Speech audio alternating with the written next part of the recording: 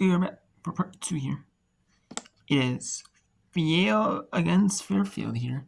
Yale leads in, or Fairfield now leads in set 2, 9-8. It was a back and forth first set with Fairfield coming on top just barely. Yale coming out and playing close with Fairfield. So it's pretty two evenly matched teams in this Connecticut showdown. It's tight, but it's been a little bit sloppier from Yale here in this second set, despite as a team they're hitting 241.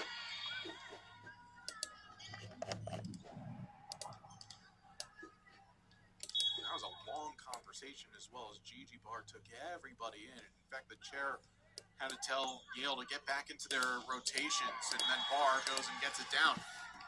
I mean, that's the leadership capabilities, though, that Gigi has. This is a player who actually, he's playing in her 5th season for Yale, but started off her freshman year, then went down with an injury, and has had the opportunity to come back to play one more season, does so, and just that leadership ability that she brings to the table, I mean, you cannot replace that.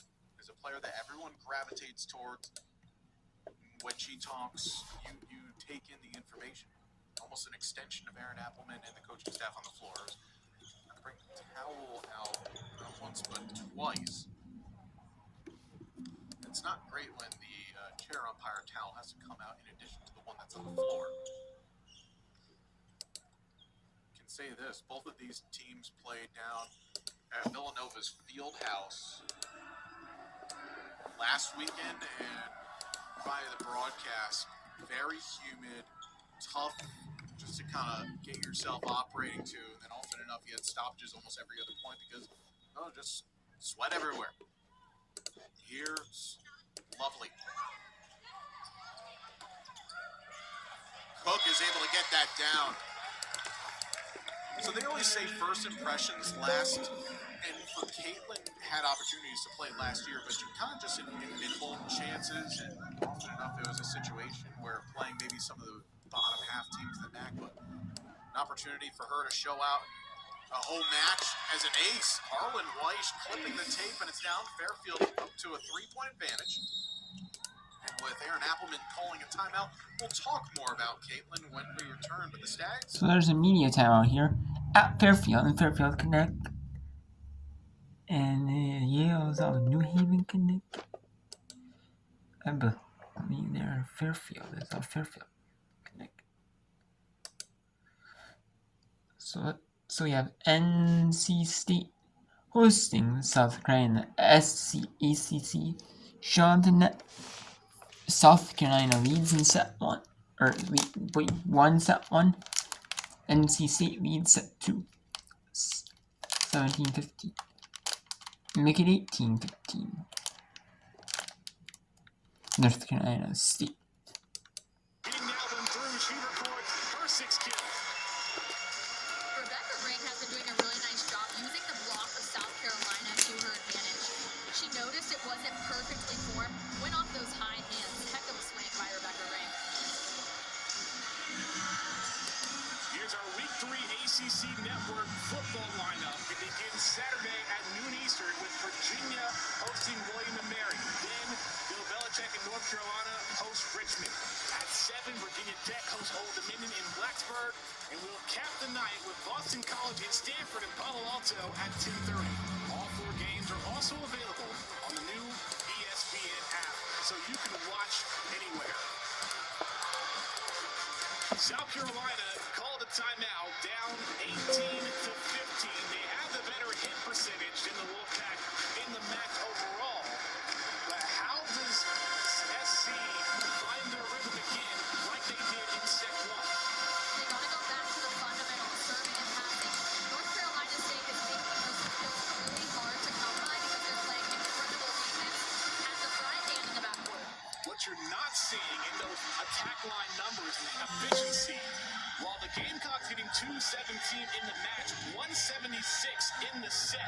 While the Wolfpack 138 overall, but they've definitely improved things hitting at 241.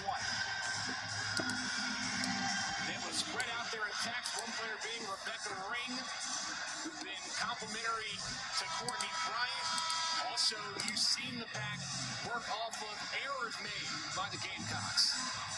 The advantage that North Carolina State has over South Carolina, they're always in a 6-2, so they always have 3 attackers up front, gives them more options offensively. Play resumes. Hall, no, dug out by Bryant.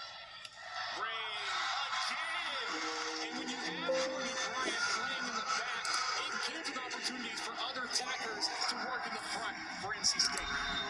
Rebecca Ring stepping up for her team right now. You got to go to the hitter who's hot, and that is certainly Rebecca Ring. 3-0 run, all off the swings of Ring.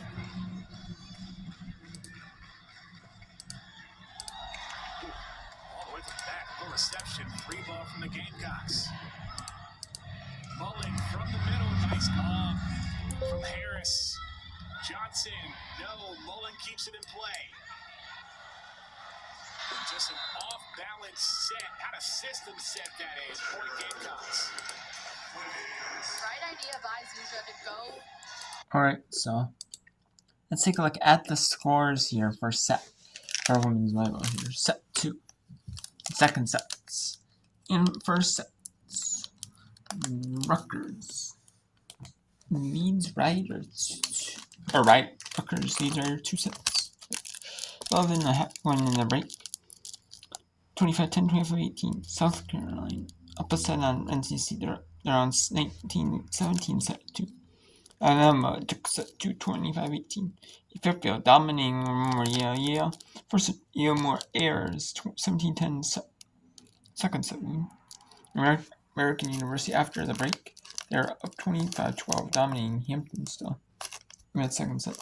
4-1. American looks like they're going to dominate sweep Hampton. St. Peter's are going to take set 2. St. Hall 19-18 set, really close. Georgetown still dominate just as well as overcome the second set. They're up 20. No, that's set 25-15. Pittsburgh. Number 7 Pittsburgh up 21-18, and number 3 Kentucky in set 1. And after set 1, Miami takes on almost 25-18. In women's soccer, in the 85th minute, Elon up 5 on South Carolina State in the 87th minute, and Omaha 2-run Crane 2-0 in that one. So let's go there. Georgetown and Accompany State is in the 5-minute break between sets. In team set 2 and 3, Omaha and Crane is at halftime. So let's go to Yale at Fairfield. Leads 18-10 in set 2.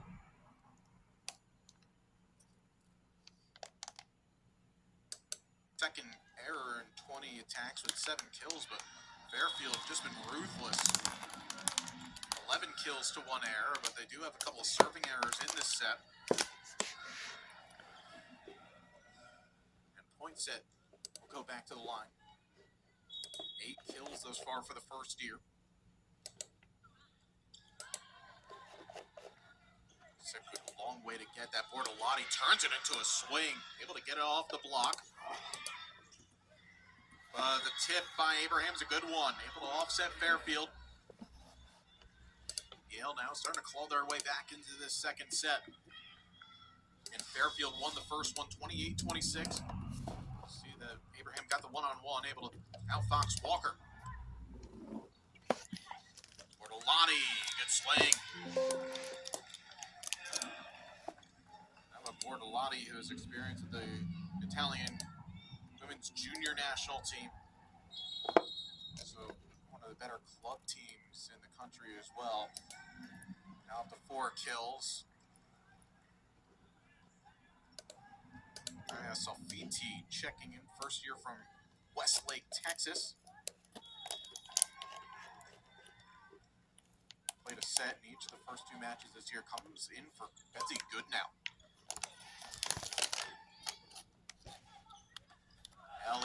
high hands. Good work by Poinsett to keep it alive. Bell Patterson tips it over, but a better recovery by Sikut. Wu to Abraham, into the block. Reset. Patterson, yes!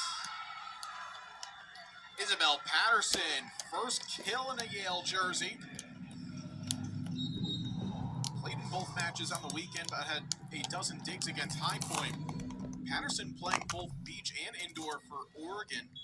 Redshirted on the indoor side in 2023, then played 20 sets last year. Played a lot, though, down the stretch, and high leverage matches in the Big Ten. That is down from Bortolotti, catching the back of the line. Okay, so now let's go to we're going back here to Coppin State University, where Georgetown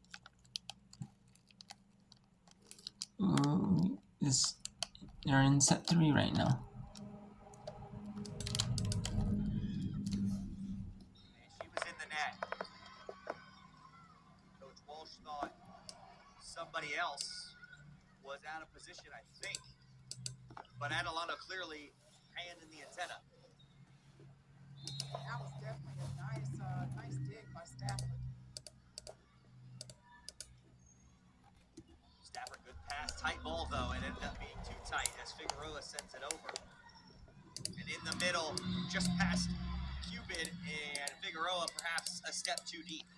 And again, when middle. they are in system, who are they running? They are running their middles. They went to the freshman that time, Fiona Turnbull from Illinois, 6'2" freshman, getting her first action this evening. Adelano,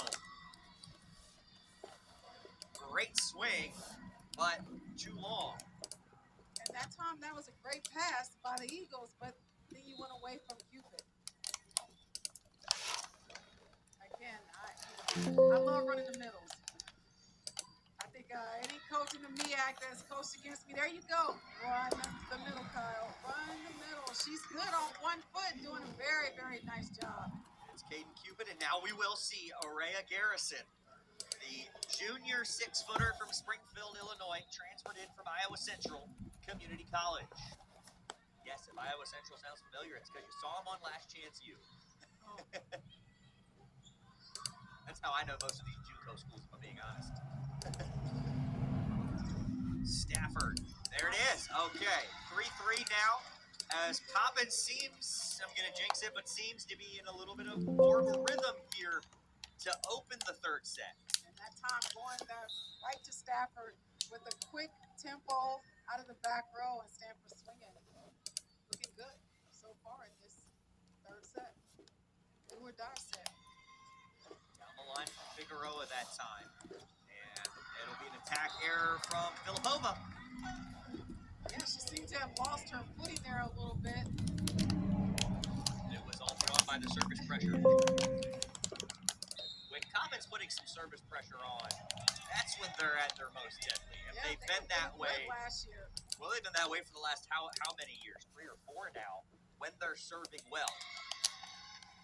Yeah, they've definitely been one of the teams in the MEAC that I thought was pretty good in terms of serving. I'm looking at this roster, Coach Walsh has a lot of players out there. Definitely a lot to choose from. 18, Multiple. and they're all healthy.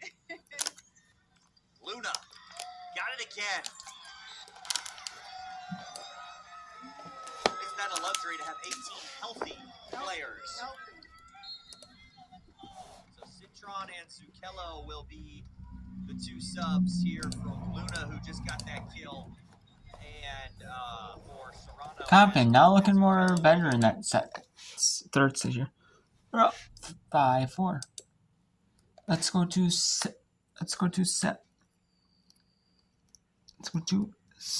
second set here between South Carolina and North Carolina State. North Carolina State leads in set 2, 23-22 over. So North Carolina State leads 23-22 over South Carolina in the second set.